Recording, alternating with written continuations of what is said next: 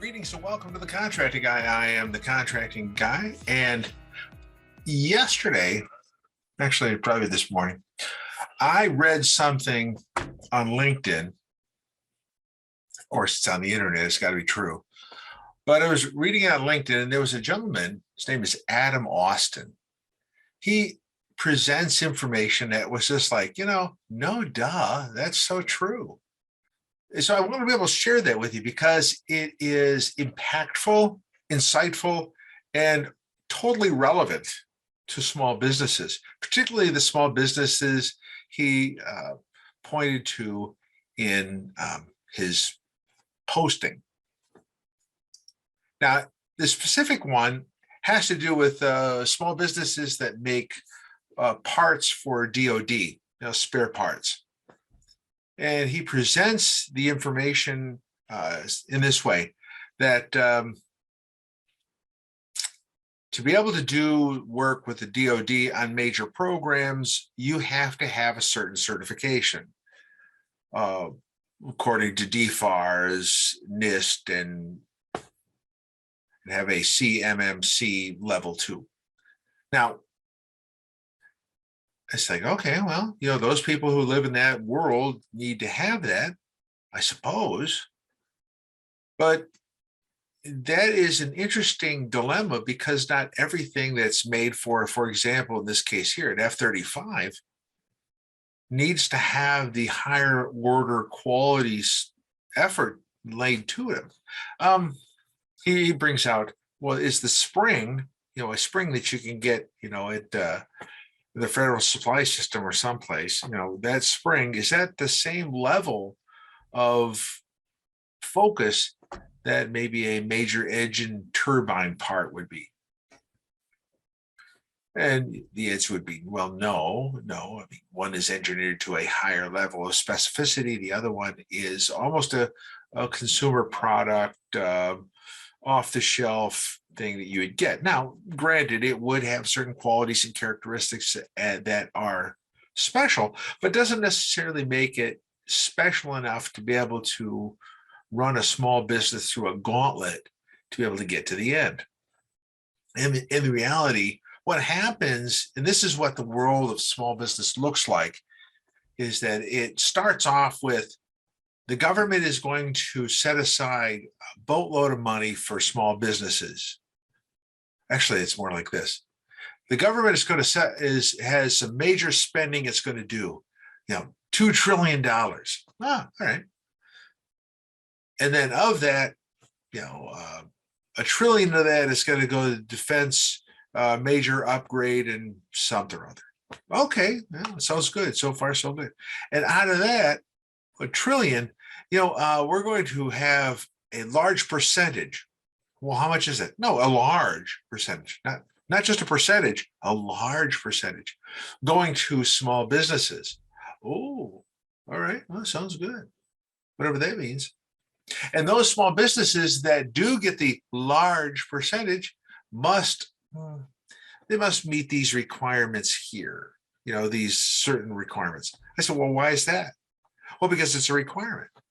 Well, what if it's an unnecessary requirement? Well, that's what the DFAR says. It's a requirement. So you, small business, you disadvantaged business, you veteran-owned business, you woman-owned business, you any business that's small, you might. If you want to participate, you have to buy the product. You have to buy into the system that you're going into. Well, it's going to cost more than actually my business is worth. Yeah, it's a cost to do business. Yeah, you just have to absorb it. I'm sure the taxes will handle it. I said, well, maybe not. Maybe or as I used to say, or maybe still do, the juice is not worth the squeeze. You want the small businesses to be there to support you, but you make it insanely difficult for them to participate because you put on these requirements that really are meant for higher level quality areas, but not necessarily the mom and pop shops that run, small tool and die businesses that you need but aren't necessary for that higher level quality. Yet that's the world the Department of Defense lives in, and unfortunately, that's what purchasing people, contracting people look at, going, well, this is what they say. They go, isn't that asinine? Is there a degree of ridiculousness that goes along with it? If you're going to sit there and tout that small business is the way to go, and then you throw roadblocks in front of them, is it truly the way to go? And for me, is it worth it? A side story similar to this: my sister was making cheesecakes. She was doing for Sam's Club, and they asked her, says, well, if you want us to buy from you, you need to have a automated system that allows us to be able to order from you. Well, she was a mom and pop shop, made great cheesecakes, but she was a mom and pop shop. And she said, well, here, I can do this. And they go, no, you have to be in our system for us to buy from you. Now, could they have bought from her? Yeah, they could have. And had they bought from her? Yeah, they did. But they stopped buying from her because she was not visible in the system that all the little minions use to buy stuff. Now, sometimes these things come down to a people thing rather than a process need thing.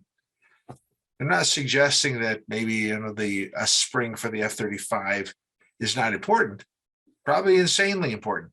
And if it is, maybe it does require all this, but maybe it doesn't. And ought not those things that do not require a higher level of administrative function quality thing, do they just, maybe we should just not deal with that because it doesn't apply. And yet, as people, we will sit there and comply with many things until it doesn't work for us, and then we'll go, well, why is it there? Well, you complied. Apparently, you wanted it. This is all painful. But having said that, Austin said at his, in the last piece in his blog, said he's going to have some bourbon. And I would suggest that this is a good bourbon to get. This is the Cask Strength from Maker's Mark. Clearly a good bourbon. This is the Contracting Guy. I'm out. Thank you for watching The Contracting Guy. Please like, subscribe, and share the video. We'd appreciate that. This is The Contracting Guy. I'm out.